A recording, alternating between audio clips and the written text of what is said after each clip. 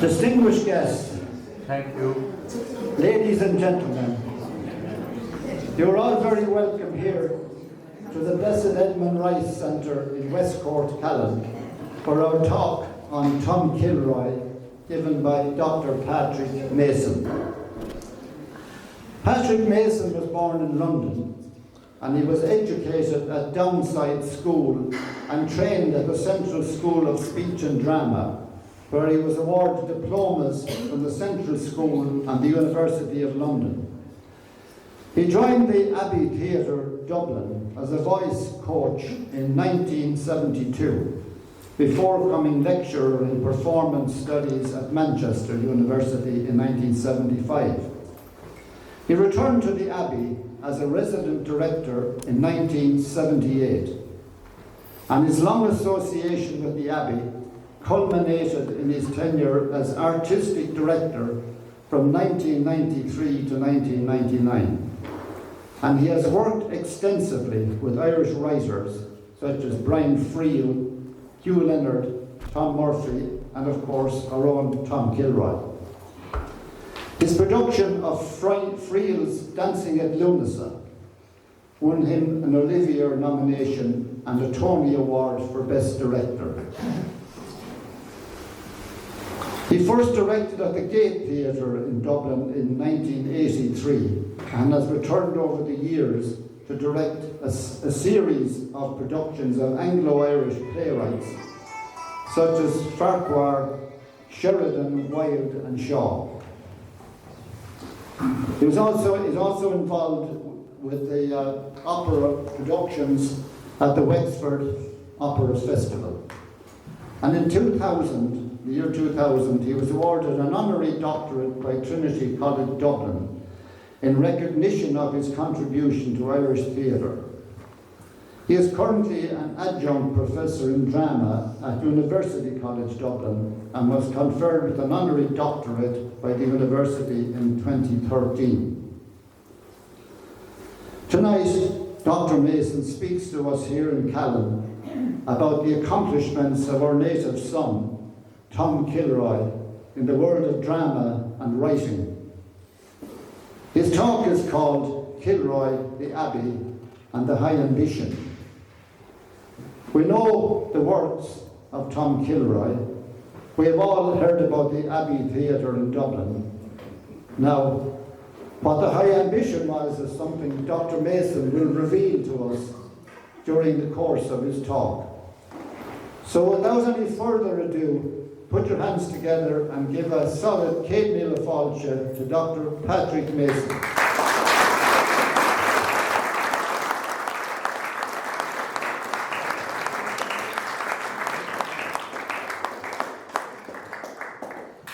Yes, the high ambition. All will be revealed. I'm going to risk speaking without a microphone, if that's okay. If you can't hear, please tell me, and I can try and project a little more. It's supposed to be my speciality in teaching actors how to project properly, so I hope to God I don't fail my own test.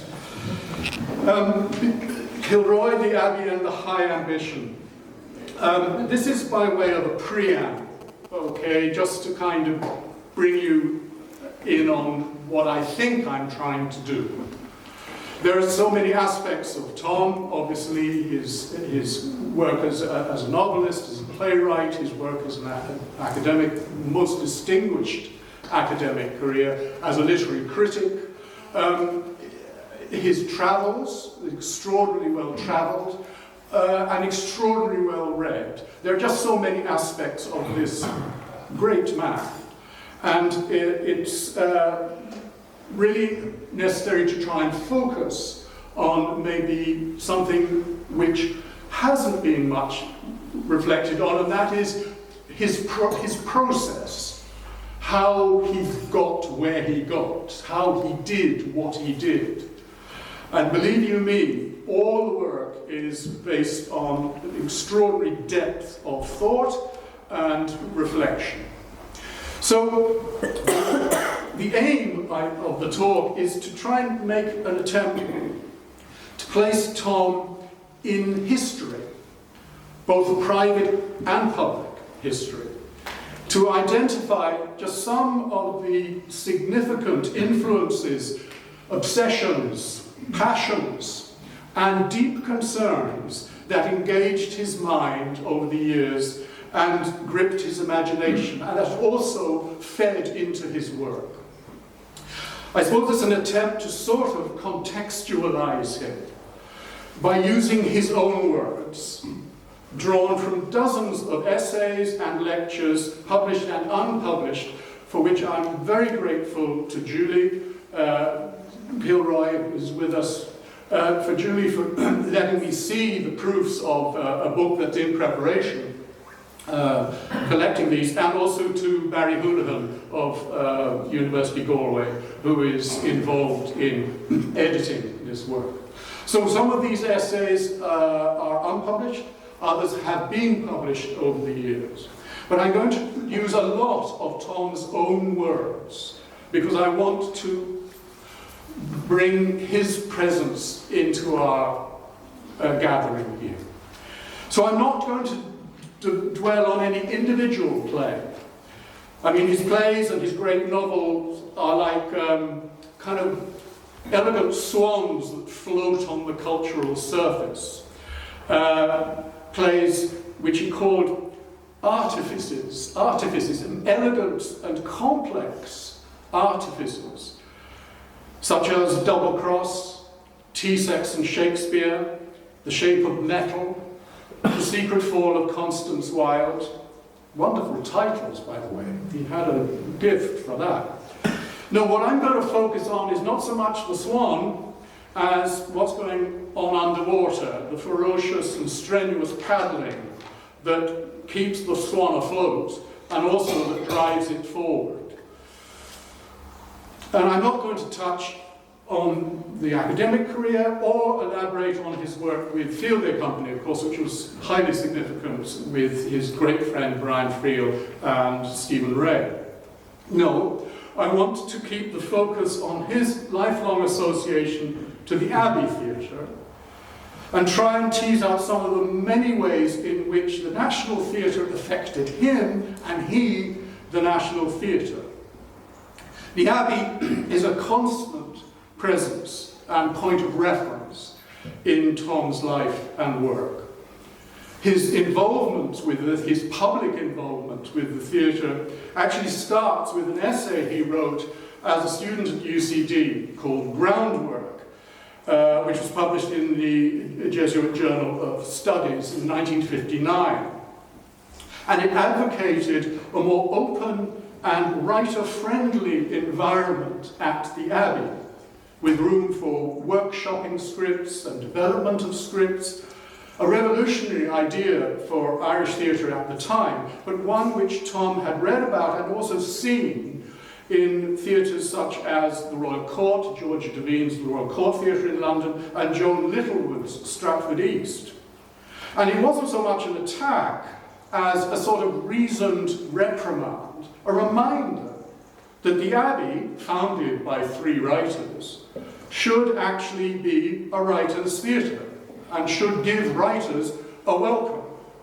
However, this was the Abbey of the formidable Ernest Blythe. You may have heard of him, you may not, but early on in the last decade of his 30-year reign as managing director, de facto artistic director, and general poobah of the Abbey, was in his prime. No writer he, but an ex-minister of finance in the first Free State government, and a belligerent supporter of the treaty and promoter of the Irish language.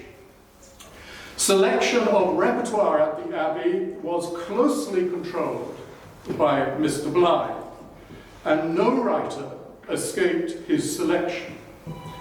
Of what Tom would refer to as his group, which would include writers such as Hugh Leonard, Brian Friel, Tom Murphy, John B. Keane, all had plays rejected by Mr. Blythe, and some accepted as well. It was a sort of rite of passage from the 40s and 50s for every young writer. The decisions were absolute and seemingly arbitrary. One play of Leonard's was rejected because it featured a ghost, and Mr. Blythe didn't like ghosts. So much for Hamlet, said Hugh Leonard. Murphy's Whistle in the Dark was an affront to the Irish nation, and Tom's own play, The Death and Resurrection of Mr. Roach, was predictably, with his first depiction of a gay man on the Irish stage, quite simply beyond the bounds of decency. It was eventually, of course, produced by the Dublin Theatre Festival, and it made Tom's reputation.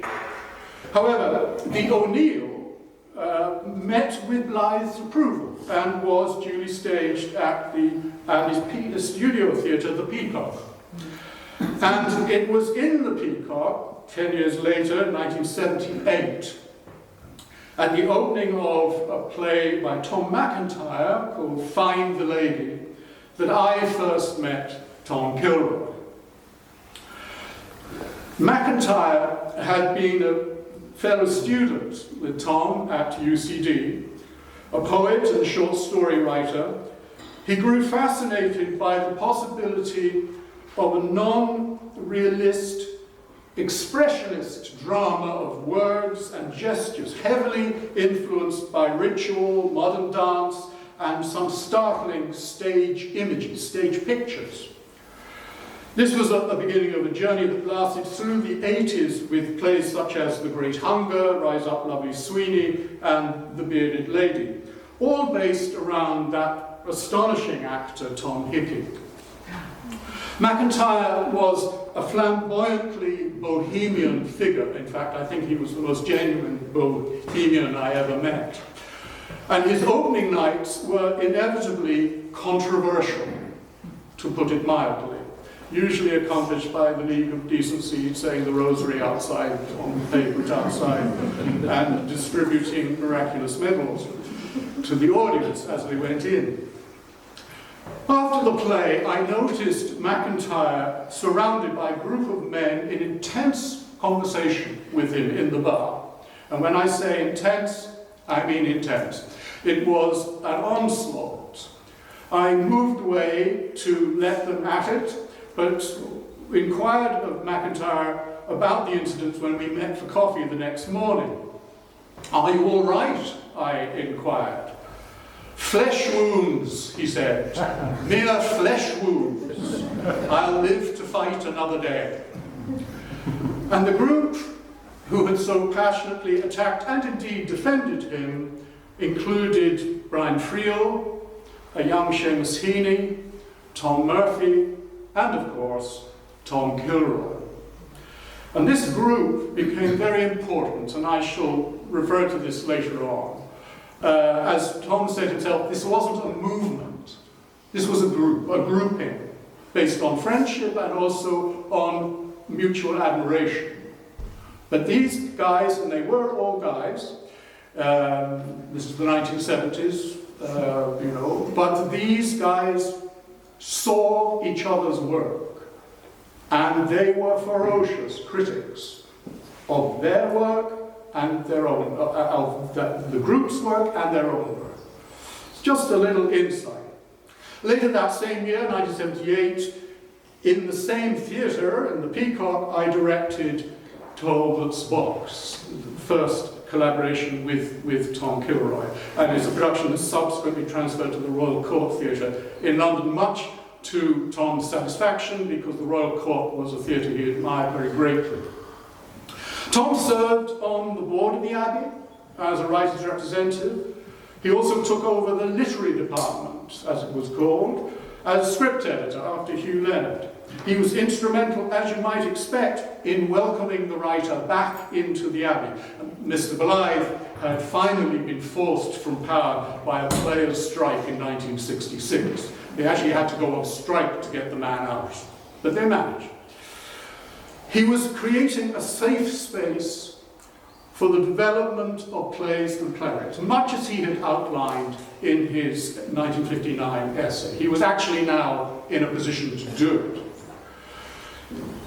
He reinvigorated the literary department, appointed a new panel of readers, commissioning new work, articulating the aims of a strong and discerning presence at board meetings, and his passion for the Abbey and its integrity was unfailing. The Abbey mattered. It mattered deeply, as we shall see when we come to discuss the high ambition. I'm just holding that as a little tease, just to keep you in your seats until it is revealed. When I finally became artistic director of the Abbey in the 1990s, I was delighted to commission a new play from him, which turned out to be The Secret Fall of Constance Wire, and also to produce a quite brilliant version of Pirandello's 6 Characters in Search of an Author. I was sort of parachuted into the Irish theatre in the 1970s from London, so it was alien territory for me, having trained as a voice coach and also as a movement teacher. And there was so much of which I was ignorant. And it was Tom who was a guide and mentor to me, protecting me from the worst effects of my ignorance, and also encouraging me to explore this sort of terra incognita, and supplying me with the maps to do it. As well as collaborating as director and producer with Tom, we shared moderating writers' workshops in both Galway and Annaghmakerry. And we formed a friendship that lasted until his death. And I miss him greatly, as I know many of you do. Everything I have written in fiction and the theatre has a basis in history, so wrote Tom. My imagination is particularly drawn to missing details in the record, reinventing what might have been and for which there is no evidence. History seeped into my childhood before I could read a history book. First came the reading of the landscape and place names, a form of reading that was indelible in the way that information of a book could never be. So it's more than apt that I'm talking here in Callan, under the auspices of the Callan Heritage Society, about the life of Tom Kilroy. Because Callan is, as it were, the fons et arigo, the source and origin of this remarkable life and his extraordinary achievement. The town's tumultuous history shaped and inspired this man and his work. And if Callan owes a tribute to Tom, as it does and is so doing, so surely Tom would repay the compliment. It was the making of him, the shaping of his imagination. And he shared that passion for history with another essayist and translator of Chekhov from these parts, the great Hubert Butler of Bennett's Bridge. As Tom described, a man of the Enlightenment, who exerted a considerable influence on Tom's thinking and was to become a friend in later years, wish it to be. Above all, he revealed to me that history is something that exists in the present tense, entwined in the contemporary narrative, all-pervasive, and an essential instrument in understanding the modern. My need to imagine history in historical fiction as one would imagine anything else comes from this sense of history intruding into contemporary life. From his first novel, The Big Chapel, to plays like The O'Neill, Thomas Box, Double Cross, history and historical figures dominate. Brendan Bracken, William Joyce, Matt Talbot, Oscar Wilde. Their private and public lives spill onto the page and the stage, creating complex narratives full of contradictions and ambiguities. What was, what might have been, what is. Personal histories, collective histories, imagined histories. Tom loved tying these complex knots of intertwining stories.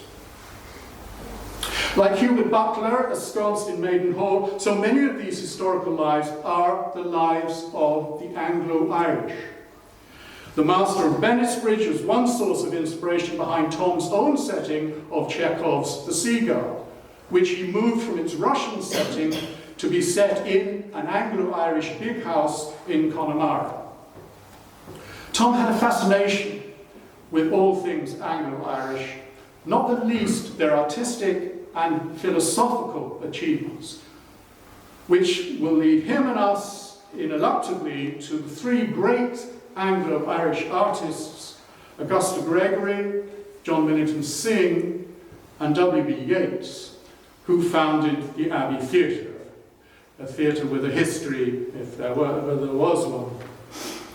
Writing in an essay on Anglo-Irish tradition, Anglo-Irish literary tradition, I should say, Tom confesses, "For my own part, born with a Protestant mind in a Catholic body and soon secularized, I have always regretted the disappearance of the Anglo-Irish imagination. I have always greatly admired its drama, its elegance and wit, its high style, and above all, its intellectual and moral passion. Elegance, wit, high style, intellectual and moral passion. All qualities that Tom possessed in abundance. Another man of the Enlightenment, and more besides." His friend Brian Friel wrote in a letter recommending Tom for a university post, "There are three elements in the body of work of Tom Kilroy. He is a teacher critic, a novelist, and a dramatist. In his experiment with dramatic form, he is Ireland's most daring dramatist, and in his thematic choices, its most courageous." Unfortunately, Tom didn't get the job, but nevertheless, it's a wonderful compliment. And no placing of Tom in history is complete without acknowledging this long and vital friendship with Brian Friel.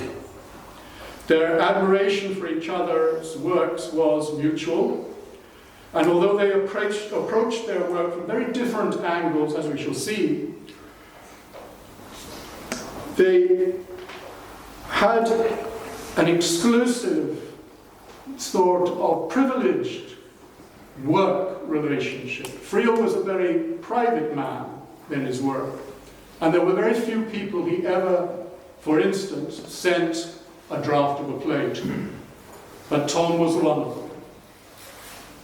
Tom was always there to see early stages of the work, and Brian was always fascinated by Tom's deep reading of this text.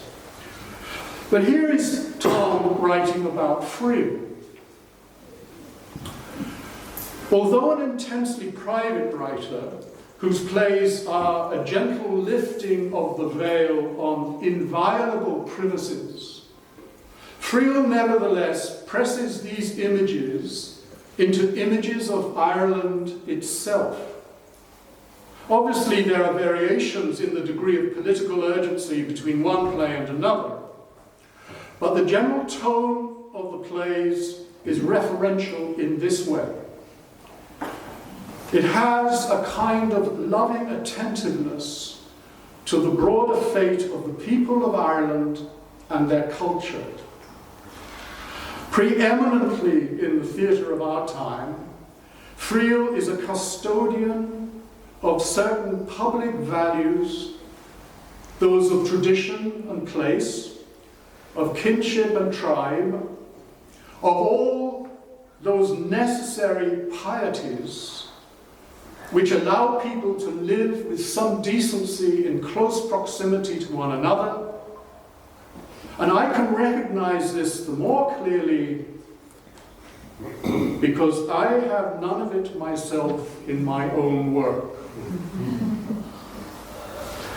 This is a somewhat shocking remark, but a typically candid insight on Tom's part. Maybe the Protestant mind in the Catholic body, overwhelmed by secularism and the man of the Enlightenment, would leave no piety or tradition unexamined or found wanting. Or maybe it is, as we read of Hubert Butler, addressing the world as it actually is, not as one would wish it to be. But it does suggest a bleaker vision than that of his rigorous friend, and God knows Friel was bleak enough. But it's an interesting insight both into Friel and also into Tom's own outlook, his own mindset. This is not a comfortable mindset. This is a probing, complex mindset. This is someone who is looking to see the world as it is, not as we would wish it to be. And this doesn't make sometimes for very comfortable theatre. And a lot of Tom's career, a lot of the plays received quite violent reactions for and against because of this uncompromising outlook. Whatever their differences of approach and temperament, both Kilroy and Friel venerated Anton Chekhov. We've met him before with Hubert Butler's company, but Tom and Brian made a pilgrimage to Yalta together in later life to honour that most enigmatic of men. And Tom spoke to me of the time when the two of them stood before Chekhov's writing table with the manuscript of The Three Sisters open on the table before them, and the view from the window in front of the desk looking out over the Black Sea. And Tom said, in that moment, the veil of his mystery lifted slightly, but only to descend again. Enigmatic, ambiguous, Chekhov, one of the greatest playwrights, the man who invented modern theatre, and yet this reserved, private man, a doctor with a clinician's outlook, a brilliant short story writer who resented deeply writing for the theatre.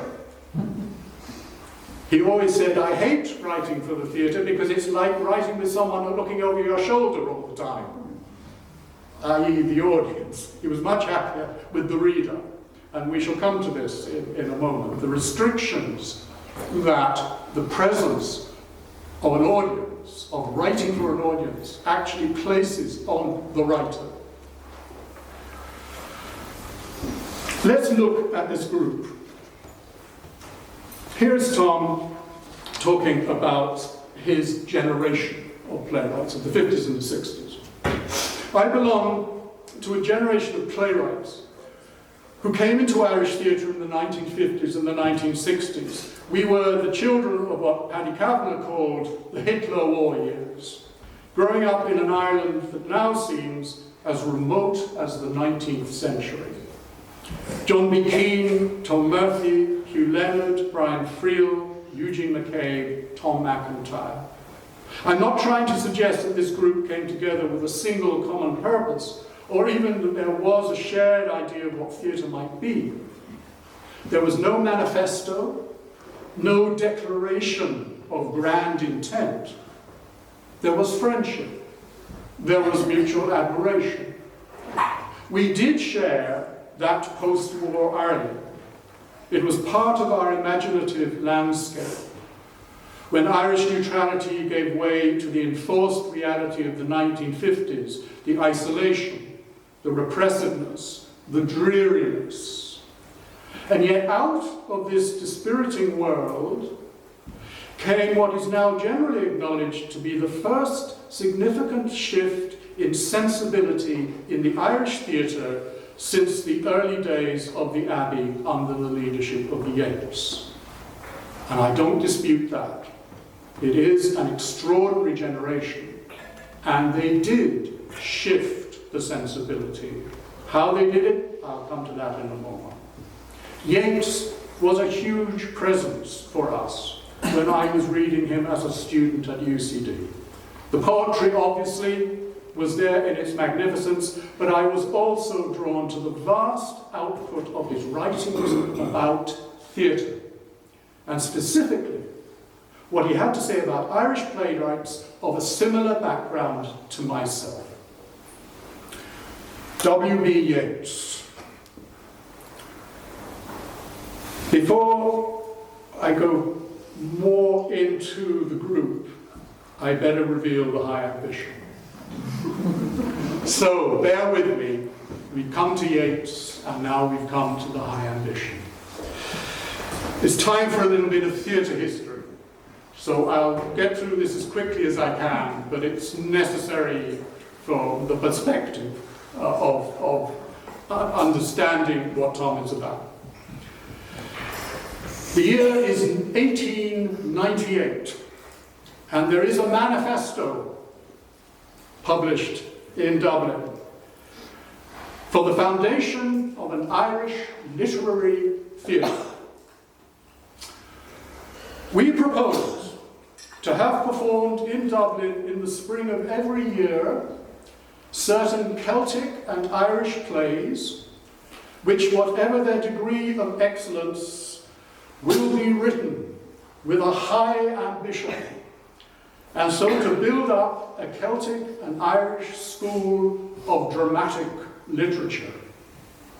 We hope to find in Ireland an uncorrupted and imaginative audience, trained to listen by its passion for oratory, and believe that our desire to bring upon the stage the deeper thoughts and emotions of Ireland will ensure for us a tolerant welcome, and that freedom of experiment which is not found in theatres in England, and without which no new movement in art and literature can succeed.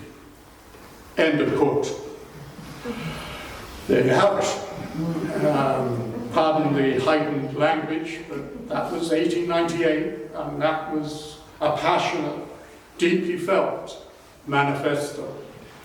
And in a strange way, it has affected Irish theatre from that moment onwards to the present day. The Irish Literary Theatre, in 1898, was founded by Yeats, Gregory and Edward Martin, and was, of course, the precursor of the Irish National Theatre Society, Yeats, Gregory and John Billington Synge, that opened the Abbey Theatre in 1904. We intend to create an Irish National Theatre, to act and produce plays in Irish or English, written by Irish writers on Irish subjects, and such dramatic works by foreign authors as would tend to educate and interest the public of this country in the higher aspects of dramatic art. He rather liked that word, high. There's a lot of high going on. But he's aiming high. And remember, Yeats is a great poet, but Yeats has never written a play. So what does he do? He looks to theatre history. He looks in particular to French classical theatre, to the theatre of Racine and Corneille. He looks to the ancient Greeks, the Athenian theatre, where the poets, the great poets Sophocles, Euripides, Aeschylus, write the myth of their time, of their city, a city which of course gives birth to democracy. Theatre, democracy, the moral debate, all these things combine. And in Yeats's eye, he picks up on what I used to call the Athenian fantasy. There is no state, there is no independent state, but we can create this state imaginatively. We can write of this state. We can call it into being. We can act it out on the stage. And for extraordinary sort of reasons, he founds the theatre. This is pivotal. This is the turning point.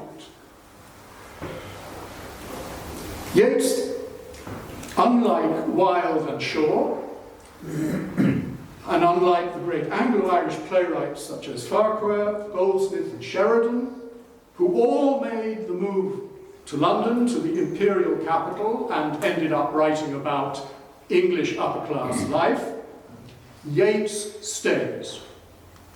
And Yeats opens his theatre in Dublin. And even though he grew disillusioned with the way in which the theatre developed, and even if for a time he stopped writing for that theatre in protest, he never stopped promoting that theatre. He devoted almost his entire speech winning the Nobel Prize to the Abbey theatre and the importance of the Abbey, thus ensuring that the Abbey has an international reputation which lasts to this day. But contained within that high ambition, admirable as it is something that Tom found, and what a lot of us found highly problematic. In Tom's view, and in his experience as a writer, he also found some of the things in that high ambition flatly contradictory. The demand between the public and the private, between public expression and private expression. Who was to speak these deeper thoughts and emotions of Ireland? Why? The author, of course. Who else? It's a sort of top-down approach that now is very questionable. And how were they to do this? They were to do this in a literary style. What on earth does that mean? Quite apart from what are the deeper thoughts and emotions of Ireland, but what exactly does this mean when you start unpacking it? The deeper thoughts and emotions and a literary style. Well, there's a link, because if you're going to try and get, as it were, beneath the surface, you've got to write more than journalism or reportage or documentary. If you're going to get to the deeper thoughts and emotions, if there are such things, and many people question there are such things, you're going to need a highly specialized language. And you're going to have to be a master of this language. And is that, as they say, as Lady Bracknell might say in the play, literature is no guarantee of respectability. And even Lady Gregory was to admit towards the end of her life, our only weakness was that we confused the literary with the theatric. Just because it's well written, a play doesn't necessarily hold the stage or hold the audience. For Tom, he understood the call to establish a school of literary drama as promoting the primacy of the verbal over the non-verbal. At the heart of the idea, he wrote, is of course the sophisticated use of language, its orchestration for particular artistic effects. It is a claim that the play text should have a full, independent life away from the stage on the printed page, with as much permanent literary value as a poem or a novel. In the same essay, Tom notes quite coolly, this is not a universally accepted idea in the theatre of what a play is. And it certainly sets Irish theatre apart. That the theatre of Europe in post-war years, 50s and 60s, was moving into non-verbal, gestural, visual effects, and work breaking down language as language broke down in the post-war years. Irish theatre is unique in European theatre, in Western theatre, because it holds to this idea of the literary, of the language as the primary expression.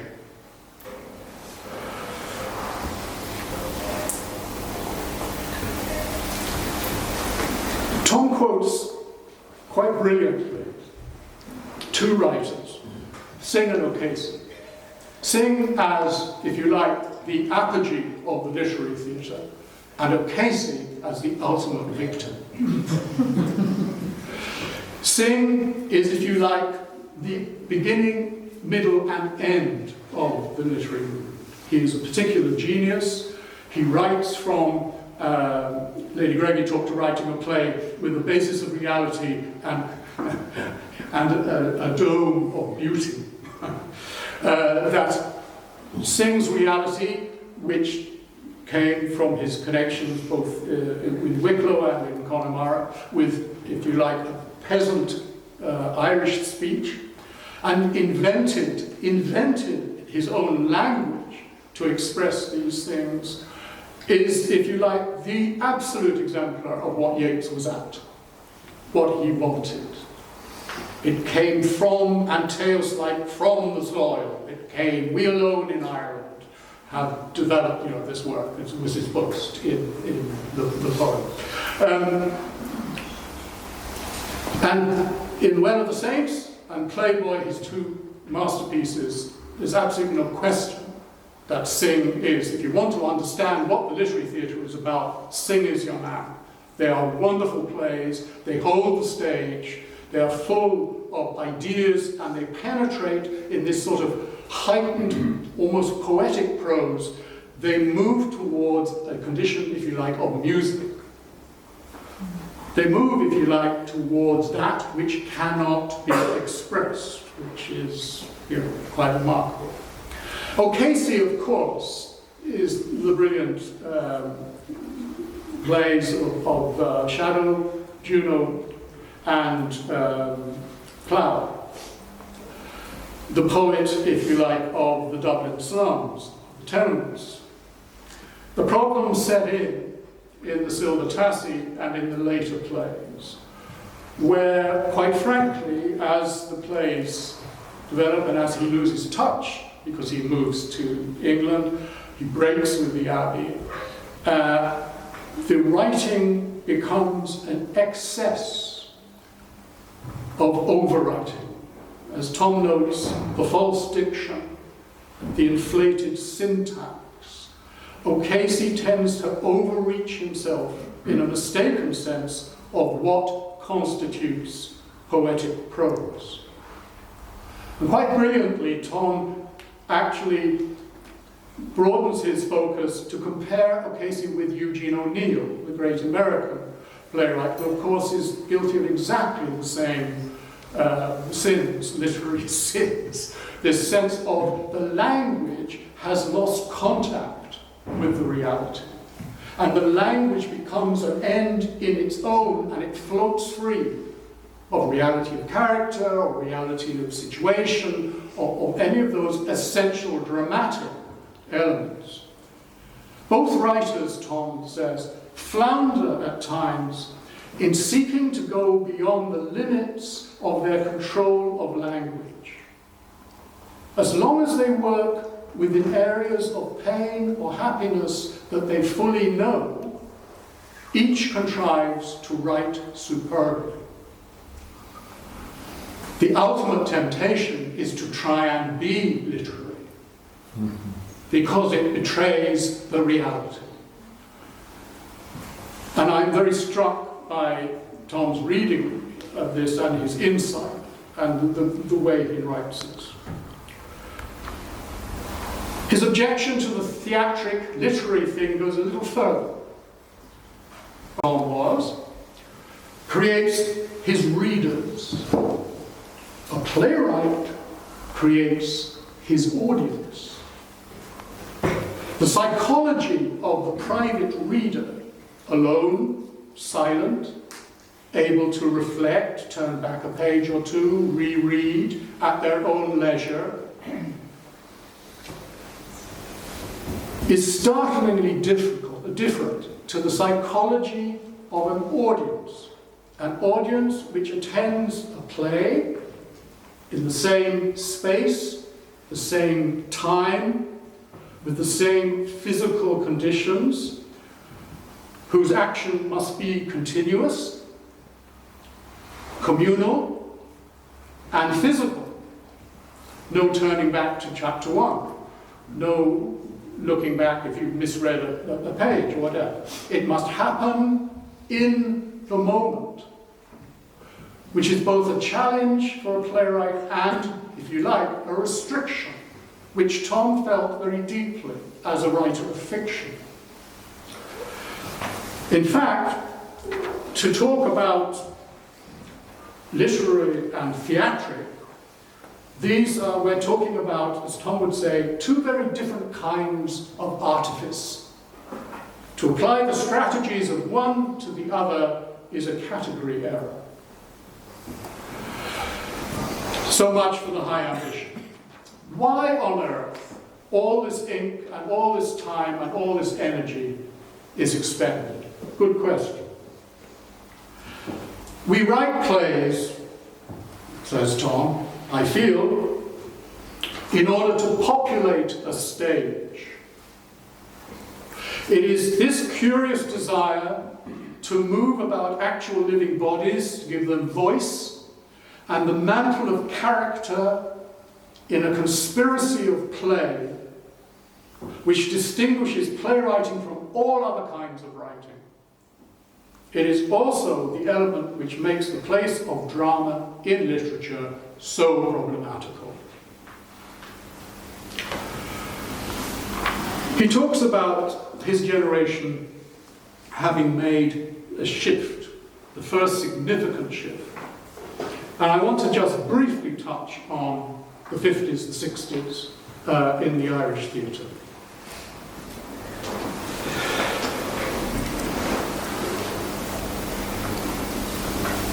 My own generation, which entered the Irish theatre in the 50s and 60s,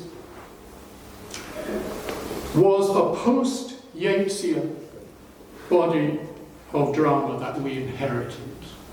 He looks briefly at, being Tom, he looks at history. Theatre history is trifurcated, he says. There's the Anglo-Irish writers who write basically for London, and that's fine. There's Yeats, who stays and starts the literary theatre. But then, he says, the literary theatre peters out. And his generation are the heirs not of Yeats, but of another movement. We are not heirs to the early theatre of Yeats and Synge for important cultural reasons, which have to do with the distinction between the Anglo-Irish and native Irish sensibilities. We, as a generation, were much more in the line of naturalistic social drama, writers such as T.C. Murray, Paul Vincent Carroll, and many others. This was a drama of honest intention, at its best a sort of provincial Ibsenism, a local variant of the problem play. And it almost entirely ignored what was going on in theatre elsewhere in the world. That was the sensibility that my generation set about expanding and breaking. Breaking that naturalistic code. Tom was an extraordinarily well-travelled man. Well-travelled in his reading, but well-travelled in actual terms of getting on a boat and train. He visited Franco's Spain. He went through Tito's Yugoslavia. He went around Europe in the 50s and 60s. He went to the Deep South and the States. And everywhere he travelled, he wrote, He came back, kept his diaries, fulfilled all these things. And most of his travels were connected also with the literature of the countries he visited. He was a voracious reader. And one of the things that he picked up on his travels, both real and imaginal, was what was happening in the theatre in Europe in the post-war years. As I said, he became familiar with the work of John Littlewood, of George Devine in the court. He also, in Paris, saw the Barrault, Jean-Louis Barrault company, directed by Maurice Béjart, the great choreographer, in a version of Flaubert's Temptation of St. Anthony. He saw Peter Brook's Marat Sade. Although he missed the actual visit of the Berliner Ensemble, Brecht's Berliner Ensemble to London, which really shook up London theatre in political terms, he experienced that through the work of Hilton Edwards, who saw it, and Thomas McCann, who saw it. And both directors brought the techniques of the Berliner Ensemble, if not the politics, the techniques of the Berliner Ensemble back to Dublin. Also in Tom's Dublin, in those dreary post-Dublin days, there was this extraordinary explosion of independent theatre, which is a way of describing everything that wasn't the Abbey. Mr. Blythe is still at the Abbey. But you have this extraordinary explosion of small companies. The Pike, the Gas Company, the Focus, the Dublin Theatre Festival. And plays were being produced from all around the world. Pirandello, Tennessee Williams. Also, Tom had a great interest, like his hero Yeats, in Japanese theatre. But not the no theatre, the aristocratic no theatre that so appealed to Yeats. No. He grew more and more interested in the theatre of bunraku, which is puppet theatre, popular puppet theatre, and also in the all-singing, all-dancing kabuki theatre, which is far more dynamic, let me tell you, than the no theatre. These all fed into his imagination. He writes sympathetically about the high ambition. Looking back on the endless stream of rural kitchen drama, one can understand Yeats's impatience. In part, his distaste for these naturalistic comedies and tragedies was a distaste for sociology, or rather the sociological burden of a writer working close to the material. Art should never try to compete with journalism. Otherwise, it will never come into contact with mystery or what lies beyond the rational. And Yeats's calling is a calling for freedom from realism on the stage.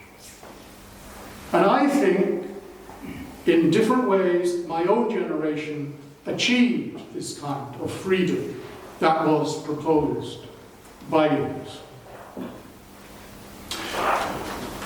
And yet, as I said to you, the pursuit of the literary is still with us. It still persists, even though there has been, of course, a great shift in sensibility. And Tom was fascinated as to why that should be. And in his review of the theatre history, as I outlined to you about the Anglo-Irish writers, Yeats and all the rest, he said he couldn't discern any other link except from one group to another, from the Anglo-Irish to the early Yeats to his own generation, an obsession with language, the primacy of language. It won't go away. And he set about asking himself, why not? Because as he says, for me, the primary metaphor of theatre making is not the storyteller's voice, which is so central to so much Irish drama, but the metaphor of a painter before a canvas, creating images on the stage by using not just speech, but other languages of the stage as well. Theatre for me is a great plastic art, and its mysterious power resides in the presence of the human figure in a decorated space. I begin to write a play when the stage itself becomes an intrinsic part of the happening, as a presence in its own right, an element that is never effaced. Tom described Irish fiction and Irish playwriting as a theatre of anecdote, the told tale. And he relates this back to a very old tradition of the Shanachie, of the storyteller, of the way in which the storyteller would people the room he told his story, with characters, with images, with backgrounds. The primacy of language he traces back to something earlier and something which is deeply embedded in the experience of the people of this island. However, it's not his theatre, and he felt this conflict more and more. He felt more and more, when he talked of with Chekhov, how the theatre not only was an immense challenge, it was also restrictive. And there were ways of which he could communicate through fiction, which he could communicate complex ideas with the reader, which he was not able, despite his best efforts, to communicate as effectively with an audience. I know Yeats and Lady Gregory hoped for an audience untainted by Englishness and all the rest would give a tolerant welcome. Well, they didn't. Okay, they rioted, they emptied the theatre, they drove Yeats and Lady Gregory into bankruptcy nearly 4 times, and it was only the subsidy, which was one of the most extraordinary things that happened with the Free State government. It's one of the first things they did was give a subsidy to the Abbey Theatre for educational purposes. And it became the first subsidised theatre in the Anglophone world at a time that the state was completely bankrupt.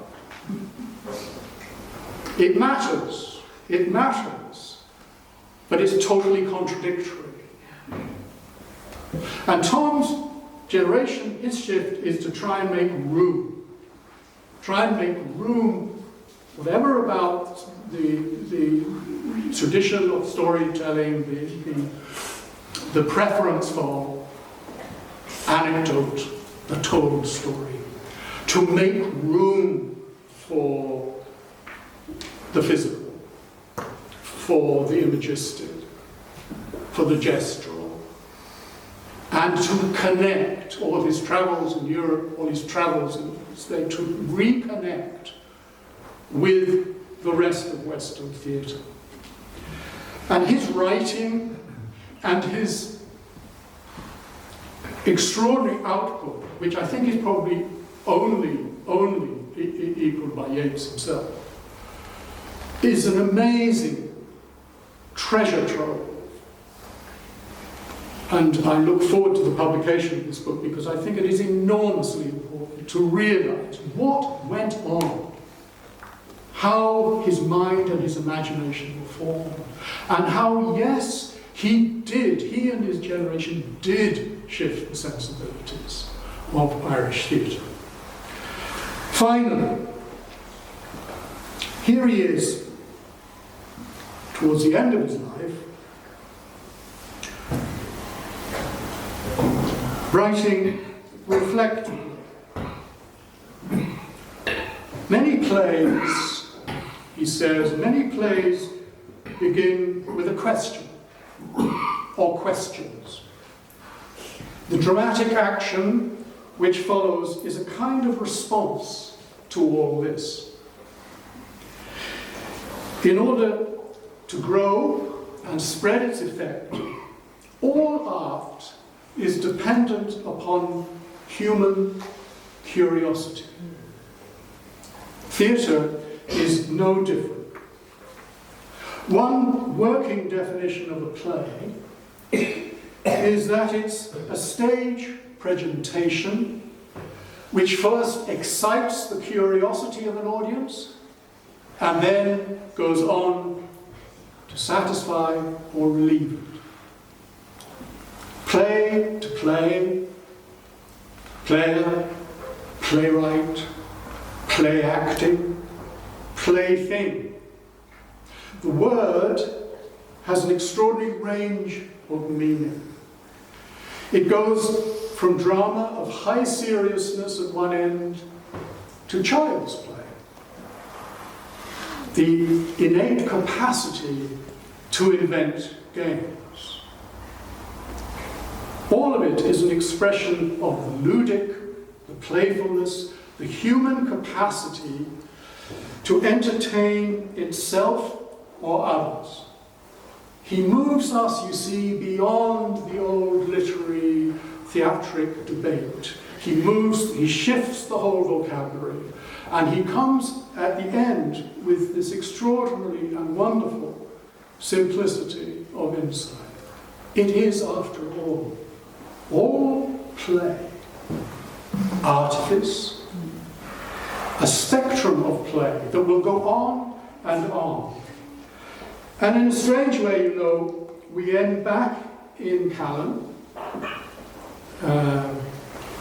back in number 4, Greenview Terrace, with that young boy who climbed over the backyard wall to play Cromwell and Tommies and Jerrys with his pals on the fair green, and who grew up to be one of the most significant playwrights of his generation, a generation that shifted the sensibility of Irish theatre into the contemporary and into the future. Thank you.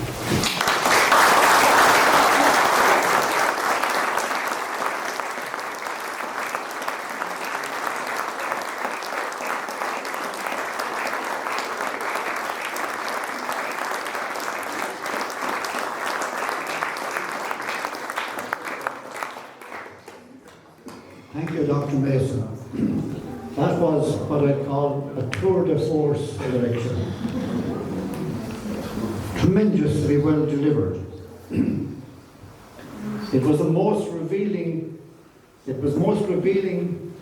informative and entertaining. And if Dr. Mason would kindly do so, would you take a few questions? I will, of course. A few brief questions, please, after putting an immense amount of energy into this tour de force of it all. So, anybody got a question, please?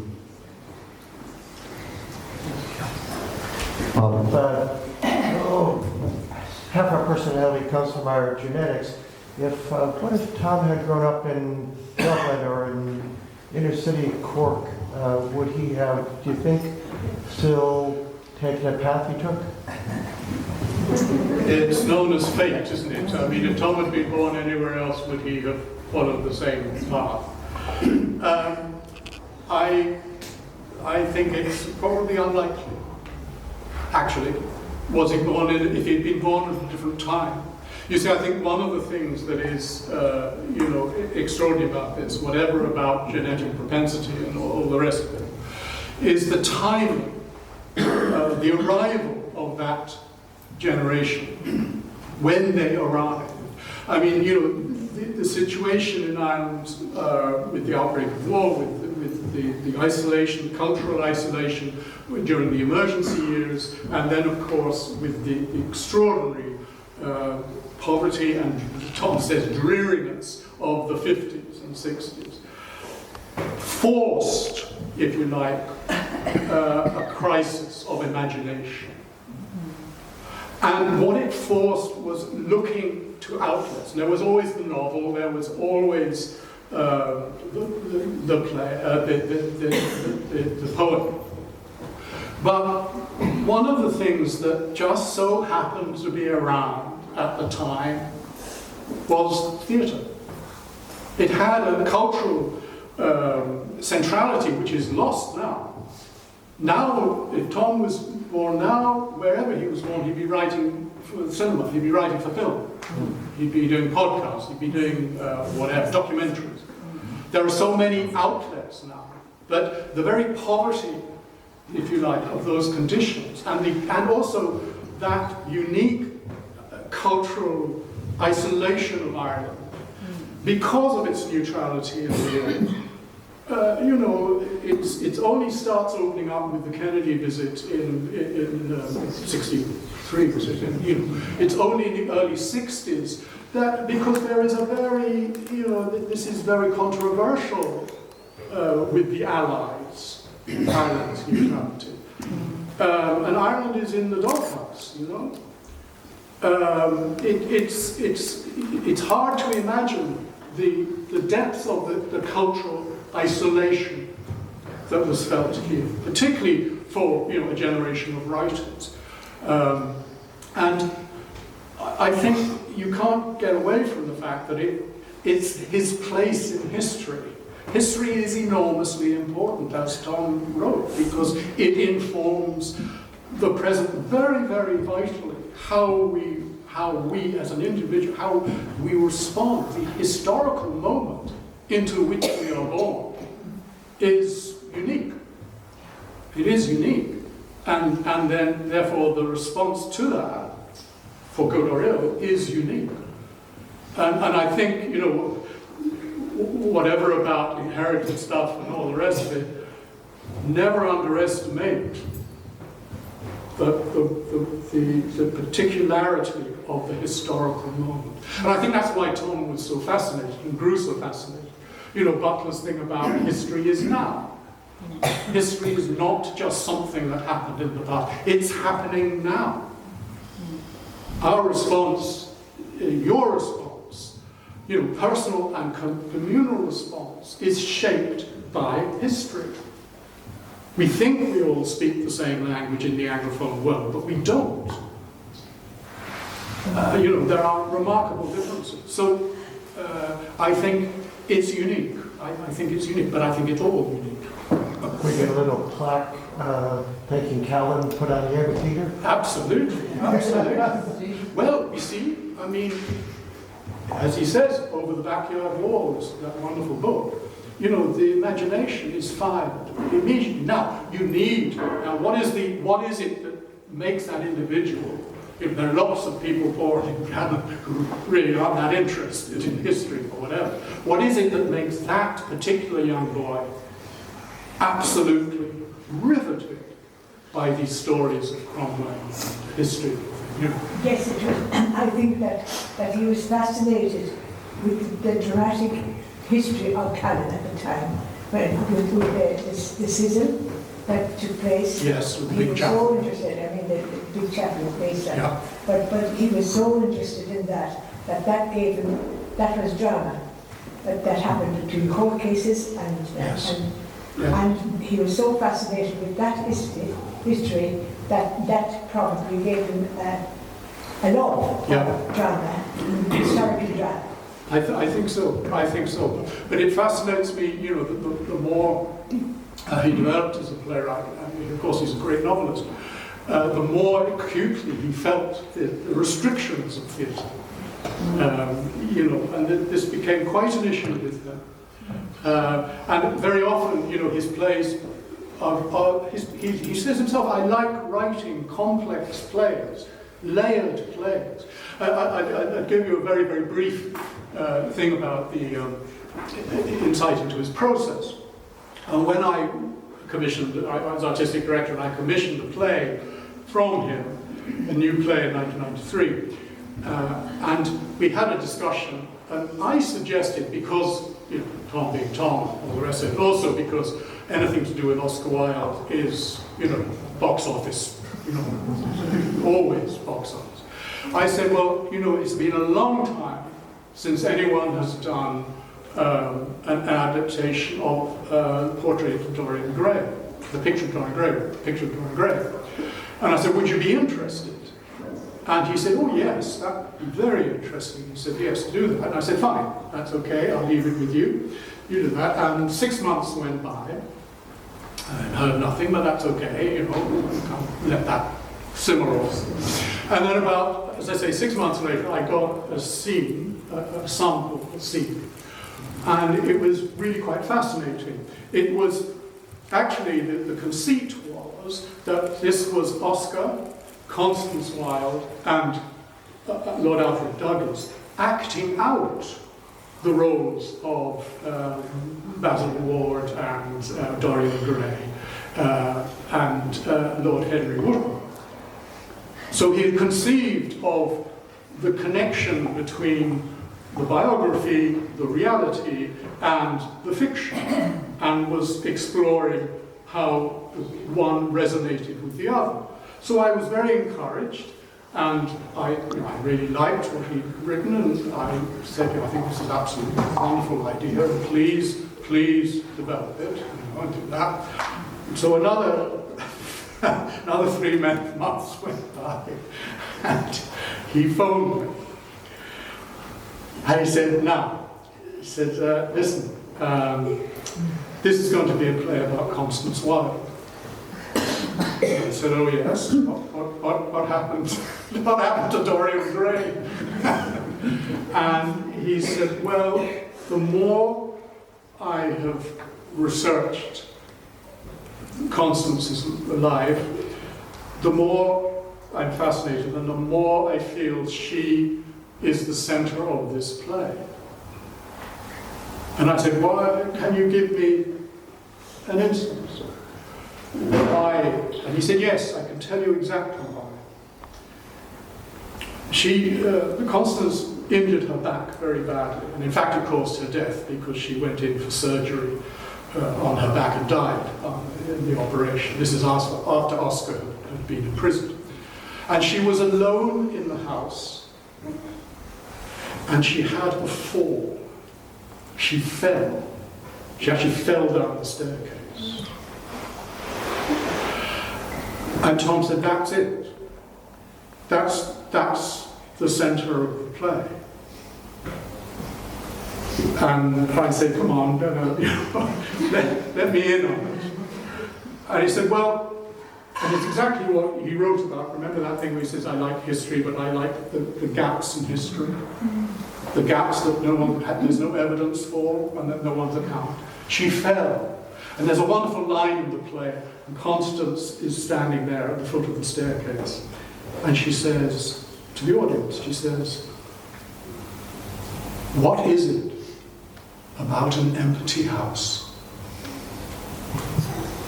And it's absolutely chilling moment, because in that empty house, on that staircase, the secret fall of Constance Wilde is the key to the entire drama.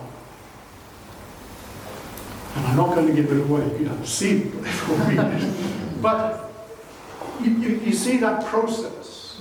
And that's the process, it's that sideways look, it's that way of the creative mind that says, okay, you want me to do Dorian Gray. Yeah, that's all very well and good. Oh, well, wait a moment. There's something else here. And oh, no, wait a moment. There's something else. And oh, God, there's something else. And the way in which it leads, and what the result was, a quite astonishing play, The Secret Fall of Constance Wilde. But my God, a controversial play. It caused trouble, good trouble, wherever we did it. We played it, obviously here in Dublin, we played it in London, we did an Australian tour with it. And it divided audiences, absolutely, because those who got it, those who knew it, were absolutely blown away by it. Those who didn't found the whole exercise impenetrable. Tom has a rather mournful essay talking about Beckett, a show called the Intellectual in the Theatre. And he says, you know, you pay a price for complicating things. You pay a price for complicating things. But he said, that's my nature. I can't help it. That's my nature. And I was talking to Dorothea about Jerry Dorr, who's a great friend of Tom's. And Jerry, in a wonderful essay on the Anglo-Irish tradition, describes it as the complicating tradition. And it reconnects, it's back to Butler, it's back to Yeats, it's back, you know, I think what appealed in Tom's Protestant mind in the Catholic body, I think what appealed to Tom was the complicating. Life isn't simple. It is full of ambiguities. It is full of uncertainties. That's why we need faith. Because nothing is certain. All is ambiguous. And Tom had that instinct, but he wouldn't let go of it. You know, his passion for morality. His morality would not let go of it. And he had to explore it. And then you go back, you know, to the Yeatsian rhetoric of the deeper thoughts and emotions. You know, what are you writing? Why are you writing? What are you writing for? And that was Tom's way. That was his way. Full of integrity, full of intellectual and moral passion. You said there that Kilroy's lived in number 4. Well, the Barrys lived in number 5. And we spent a lot of our time in number 4. And in the late 50s, I was born in 1946, so it had to be in the late 50s. Tommy, well, we refer to him always not as Tom, but Tommy. Yeah. And he would go to Europe, take a bag and off. And we would wait patiently for him to come back. And he would take a rest the day he'd come back, and we'd gather in Kilroy's in the main room, and he would start his travels from the very first day until he got back to Callan. And we lived every minute of that, every time he did it. And it was like theatre, really. One of nature's great storytellers. Yes, it was absolutely, and we loved him. Yeah. How could you not? How could you not? But you know, his story, it's one of the most kind of brilliant insights to this thing about, you know, Irish fiction is a fiction of the anecdote. Yeah. Why does this persist? You know, we are hooked on the story, the told story, like no other people in Europe. You know, Friel, in the light of all this sort of rhetoric, I remember Friel saying to me early on, he said, we're having a conversation on this island about life on this island, and anyone who wants to listen in is welcome to do so, but it's our conversation. And it's a slightly less pompous way of putting exactly what Yeats was about. Yeah. That conversation, that telling to each other, you know, has been good. And to this day, I mean, until recently, I mean, when I was in the Abbey, there was still the literary department. They sort of changed the name about 10 years ago, and now they're going to change it back. You know, because it's these things, that line, these traditions are not sacrosanct. They're not there to you know, to be turned into sacred cows or whatever. But these traditions tell us about who we are. And they have to be questioned, of course they do, and they can't hold you back. But at the same time, throwing them out or not even bothering to understand them seems to me completely wasteful, you know, completely wasteful. I mean, it is, you know, Tom used to say, I'm the last man standing, which, you know, of his generation, which he was, of the Friel Went and McIntyre Went. He said, I'm the last man standing, he said, and I don't understand anything that's going on in the Irish theatre today. And, you know, he used to say, well, I know the feeling. I know the feeling. But at the same time, there are certain patterns, there are certain values, there are certain things that define both the Irish experience and Irish expression of that experience. It is our conversation. You know, it is a different conversation. And you're welcome to listen in, but it's our conversation. You know. Well, what is the role of theatre in Ireland today? It seems, you know, you mentioned Tom's play of Constance, and I saw that play and I thought it was absolutely wonderful. I don't see anything like that today, you know. And I think one of the problems is going back to the 50s and the 60s and the centrality of theatre. You know, and think about it. The Abbey, thanks to Yeats, was, you know, one of the only. There are 3 theatres, 4 theatres known by name. One is the Moscow Arts Theatre, founded in the same year as the Abbey. One is the Comédie Française. One is the Royal Shakespeare Company. All internationally recognized. And the other one is the Abbey Theatre. The Abbey, people who have never gone to a theatre in their lives recognise these names. And I think that still persists, but with the explosion, I mean, a lot of the really good talent in both acting and writing is in film. And Irish film is amazing, you know, Irish film is actually flourishing. so that has taken place. It's taken the place, and that's inevitable, because theatre doesn't have the same centrality anymore. We have so many more outlets, creative outlets, you know. And I think that is inevitable, but I don't think that's the end of theatre. But what you come back to is, you know, the old question: what will hold the stage? You know, that for all the rhetoric we've talked about and all the rest of it, there's an old phrase, which is a really old theatre phrase: will it hold the stage? Yeah? In other words, will it actually satisfy, hold an audience for 2 hours or whatever it is? And you know, that pragmatic language, which is, I think, severely undervalued, but that pragmatic language is very telling. How to hold. And this even more complicated by a generation that apparently finds concentration a struggle. You know, how do you hold? The challenge for a playwright. How do you hold?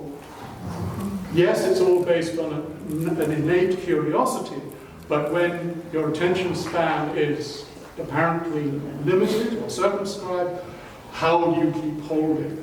You know? So I think theatre is under all sorts of ways undermined in a way it wasn't in the 50s and the 60s. But that's the challenge. I mean, that's the challenge. Well, I think we better give Patrick a break.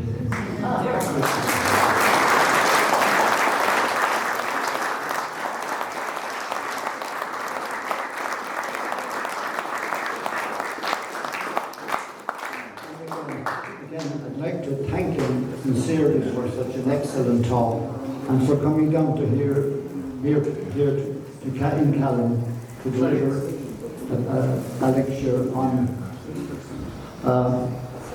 our own playwright, Tom Kilroy. I'd like to, at this stage, to welcome to the lecture Tom's wife, who's down here at the back, Julie. And Julie.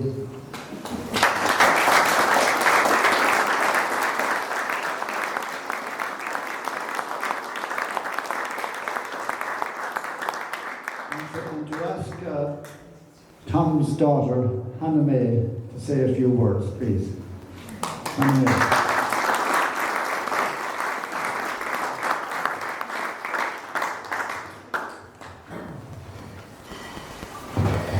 Hi everyone, thank you all so much for being here today. And I wanted to say as well a big thank you to Joe and to the Callan Historical Society for putting on such a wonderful evening. And of course a big thank you to Patrick for that fascinating lecture. Patrick and my dad did a lot of amazing work together over the years, but they also had such a wonderful friendship, and I know it meant so much to my dad. Another thing that meant a lot to my dad was Callan.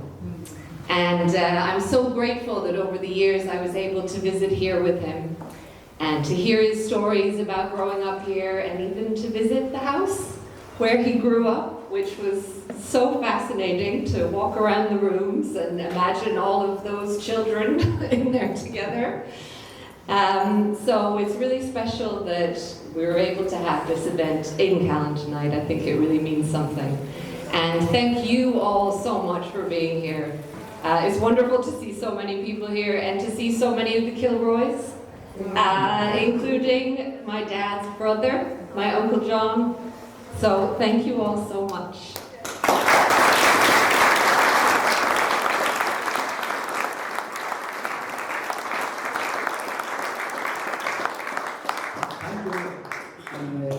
And in conclusion, I would like to thank, as Anna May said, thank you all for coming here this evening. And I would like in particular to thank the members of the Kilroy family for coming.